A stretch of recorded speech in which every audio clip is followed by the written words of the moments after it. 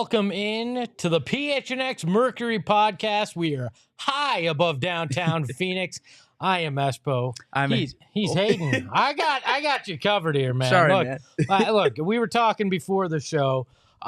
I'm the Diana Taurasi of this program at almost 40 years old, the Italian heritage, the seasoned veteran. I think you're more the Sophie Cunningham, right? The rising star? The rising star, the young, the energetic, and I'm glad to be along with you. We're going to be doing this every week. I'll be rotating out with our friend Saul Bookman. You need to get a shooter in here sometimes. I know. I'm a point guard. He's a shooter, but we're going to be talking everything Mercury, and I am excited to get into it with you. Me too. I'm excited to get started with you, Espo. I know you are a big fan of women's basketball too. I mean, and it's always great when there's more of us in the space. Well, definitely. And, a big moment for women's basketball in this town was the home opener for the Phoenix Mercury. It's the first time we're getting a chance to talk about it. I was out there. I know you were. What were your thoughts about that home opener and the way everything was taken care of? Ooh, it was definitely it was surreal. It was, and I think that's the best word I can use. From when she got introduced, by the PA announcer for the Mercury, her intro with the music playing and everything, it was just so surreal. And I never realized the level of importance that she had, not just within the team, but the whole W. Yeah. And it was just surreal. I mean, she was getting hugs from everybody. Dawn Staley, especially like on Friday's game in LA, it felt like everybody was there. Dawn Staley, Darvin Ham, coach of the Lakers. I mean, I could go on and on. I mean, it was surreal. I think what was powerful too is we saw it all around town, but the new Nike ad with her, that basketball is home. And obviously, the last 12 months have been a life-changing and heartbreaking in many ways for her and for the basketball community. But to see her come out and be as embraced as she was, but also come out and play the type of basketball that she was capable of, I think it was everything you could hope for from her return. Mm-hmm. I mean, she didn't miss a beat. You dropped 18 points, 4 blocks. And I've heard people say, well, she's 6'9". Of course she should block everybody. But there are tall players in this league. I won't give examples because that'd be a little bit rude. But let me give an example. Okay. There's a tall guy that plays in Phoenix on the Sun side named DeAndre Ayton, and he doesn't get a bunch of blocks. He doesn't go out there and dominate, and he didn't spend time in a Russian prison. So talk to him, that. Espo. Come on.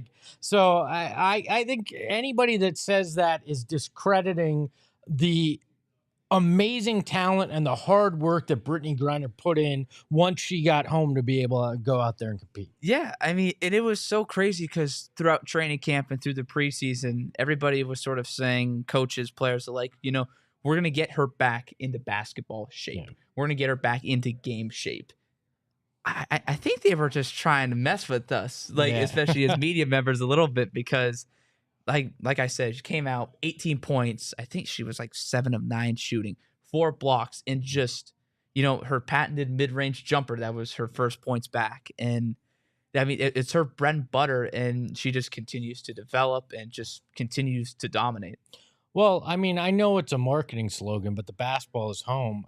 For her, it's got to be peace of mind, right? Because you're back out there doing what you love, something that you instinctually know, and you can kind of let everything else in some ways go. And I think that meant it seems to mean a lot to her.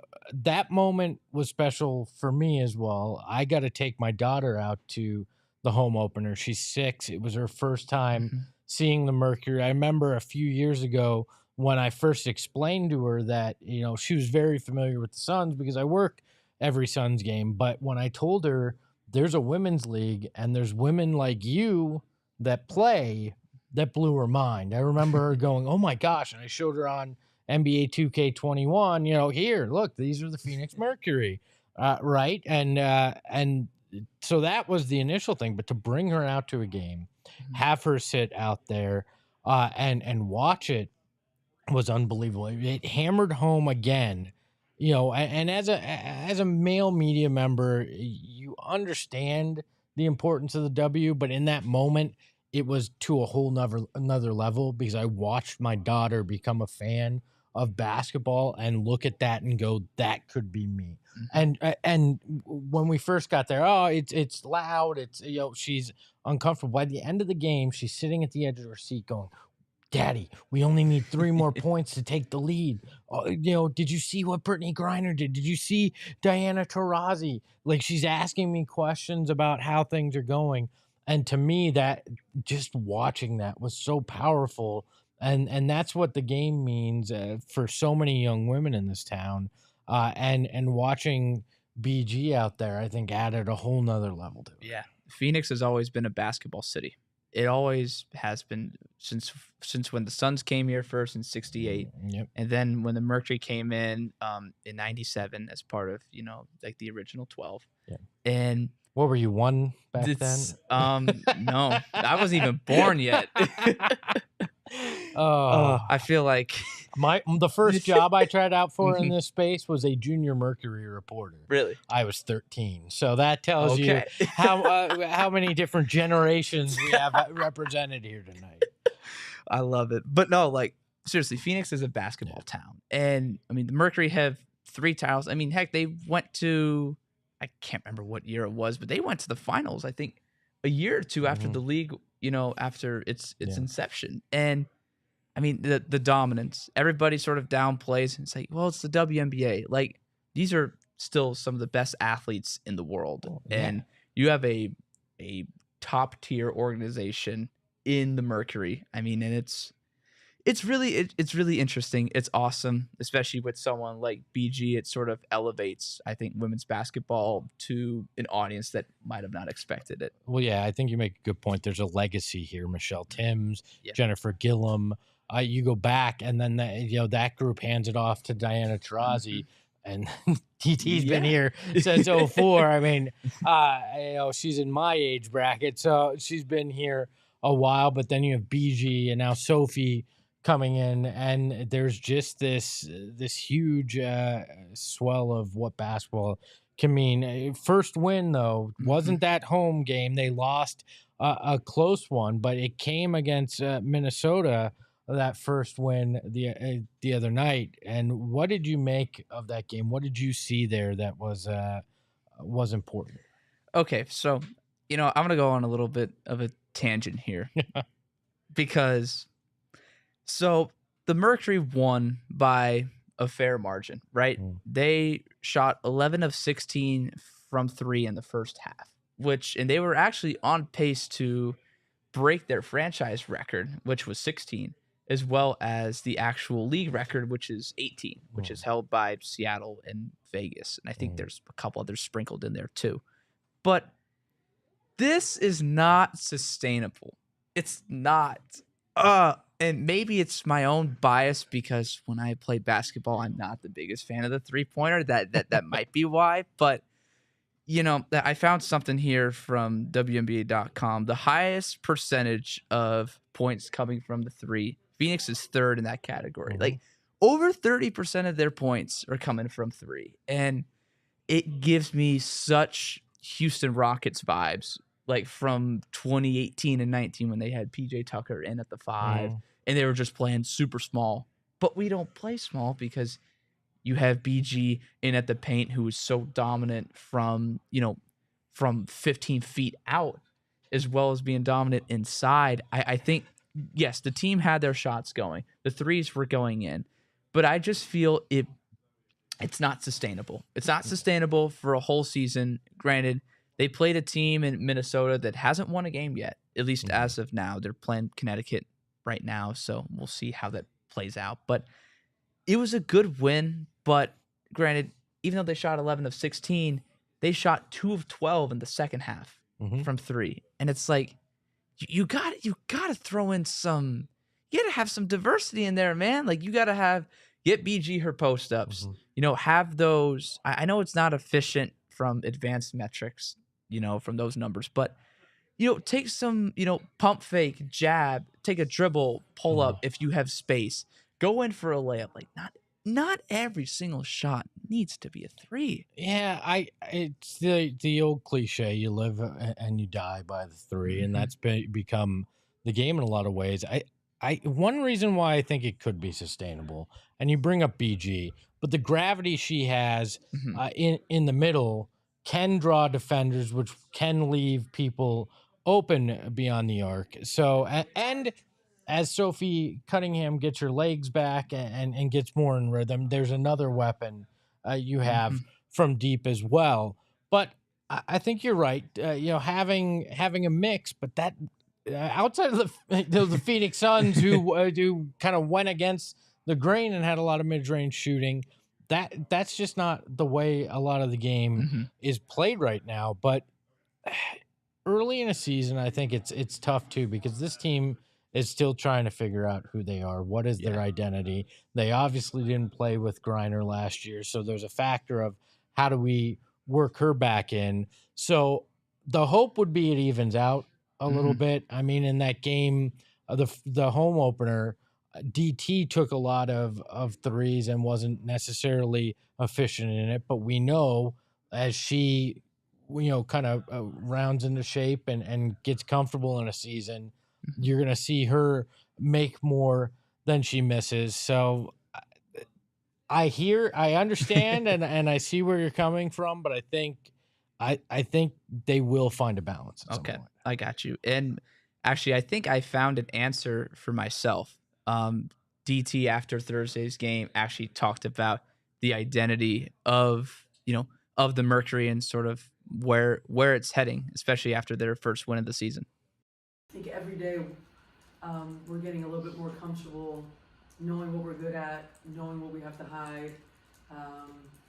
And the only way to do it is to play games. You could rep it as much as you want in practice, but the season is really where you learn what kind of team you have. And after our first two tough losses, I think the way we bounced back tonight says a lot about our team and going forward, what kind of character it has.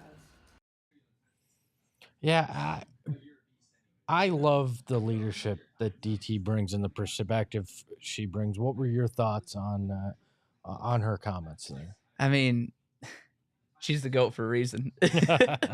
she's the GOAT for a reason. She's been doing this a very long time and been very successful, not just in the pros, but in college with UConn and Gino and overseas as well. Like, if anybody has anything to say about that and have it matter, it would definitely be DT. I mean, she had a double-double in that game. Yeah. I might have wanted in and out afterwards, but yeah, I mean, just it was good stuff from her. I love her transparency. And there'll be games where she's like, we suck. We need to get better. And there's other games where she's like, we're still kind of finding the pieces. Like, she's raw. She's authentic. Yeah. She is who she is, and you can't really ask for anything more. Well, and you benefit. I mean, Coach Nygaard basically has another coach out there on the floor with her, and somebody that she can trust, understands, everything in and out with this game. So DT's always going to set the tone for this team. As long as she's in that locker room, this team is going to be very much molded in her image and the way she sees things that it should be going. So I love those moments where she takes that leadership. She makes it very clear what she's thinking and how she's thinking. Yeah, absolutely. And you talk about leaders. I think one that has really stepped up has been Sophie Cunningham. And if there was some sort of speculation, because I don't believe she played in the season opener, only played 19 minutes in the home opener, was on a minutes restriction, and for the first time on last Thursday actually played full minutes. And 13 points, 5 rebounds, knocked down, I believe, 3 threes, and just she continues to dominate. And she even spoke. We'll play another clip as well. She also spoke Thursday, sort of about how she's been, sort of like the rhythm of the team. And I mean, because a lot of these players have played with BG, DT, Sophie, Breezy. And then you have a whole new group with Mariah, Caddy Sissoko, their rookie. and a couple others as well, Shug Sutton. And, she just talked about their rhythm and how this game, I mean, they really found it. Honestly, I think it started on defense. I think in the first half, we got some solid stops. They only limited to one shot. They had no second shot opportunities. And we did that. We just went. We didn't get to the point guards. Whoever got the ball, we went. We got transition buckets, which we normally don't have. And so I think we got to do things differently. Of course, B's going to get hers. She's a double-double machine, and she has to get hers. But that's not going to win us the ball game. Everyone has to get involved, and I think we did that tonight. I think we missed a lot of open shots, which again, as a shooter, that's annoying because you are wide open. But I think for me, once I get my legs underneath me, it'll be good. And I know Dee's going to get hers, and everyone else is going to sprinkle. And Shug looks awesome. I think she picks up the pace of the game so much for us. And so, our rhythm is coming together. Our chemistry is coming together. So I love her attitude. She's another great quote on this team. And I think as we see DT wind up her career here over the next few years, I think she could become one of those prominent voices in the locker room. And you could hear there talking about what they needed to do after that last game, even though it was a win and she made some shots. Even she was talking about once I get back in rhythm. Yeah, she talked a lot during training camp, Espo, about her leadership, and that was the big question. Like, can she take that next step? We know she took that next step as a player last season. I mean, averaged 12 points, shot 40% from three, but like, can she be that voice on the court as well? And she was like, yeah, she's like, I've been, not cursing out teammates, but like, but she's like, I'm going at people. If they're not playing hard or they're not giving effort, like I'm on them, because she's like, that's what I'm supposed to do. And I mean, even DT even spoke about like her and Penny Taylor used to watch Sophie when she was at Missouri, and they were like, that's the player we need. And I'm not surprised at all. I think if she can just maintain that consistency like she did when Tina Charles left, because when Tina left, her numbers just skyrocketed. Yeah, I love Sophie's game. I think this should be an exciting season for her. Before we get to the game against LA on Friday, I want to just get your general feel. We're 3 games in. It's tough to read anything 3 games in, but where do you put the expectation on this team? Where do you think that is realistic for the X Factor? Look at and go, I think this team can be this. Okay. This is not gonna. I might get crucified by the X Factor, but I have to be a little bit real here. I'd say middle of the pack, because New York, Vegas, and Washington and the Mystics. People are sleeping on the Mystics. And Connecticut. How did I forget about them? They're 4-1 to start. Those are like the 4 best teams right now. Then you have your Atlantas, you have your Dallas Stars, you have, I'm just trying to think off the top of my head, you have your LA Sparks, Chicago Sky. Like, you have a lot of what's it called? A lot of good but not great teams. This team can be great. They have the pieces for it. They have BG, obviously, who is, in my opinion, still the most dominant player in the league. You have Dinah Taurasi. When she's on, she's hard to stop. Yeah. You have Sophie Cunningham, same exact thing. And there's a lot of moving parts, and we talked about this before the show. Their rotations just need to be better. You can't... defensively. Defensively has been a nightmare. And they've talked openly about that, about... We've been bad on defense. We need to be better with actual defensive rotation, switches, when to hedge a screen, when to just stay on your guy. And I think if they can be a 5 or a 6 seed, pull what they did in 2021, I think when the playoffs come, and if they make it for an 11th straight season, I think they could really surprise a lot of people. Well, yeah, this isn't a team you're going to want to face. I mean, if they're a lower seed and you're staring at DT and BG who have done it, and Sophie who will likely grow, like, this is a team that very much could scare a lot of people, even even with that. And I'm okay with that. If this team gels and blossoms towards the end of the year and makes that playoff run, that's perfectly fine with me. And I think that's a fair assessment. But you got to start by stacking wins. Friday night against the LA Sparks.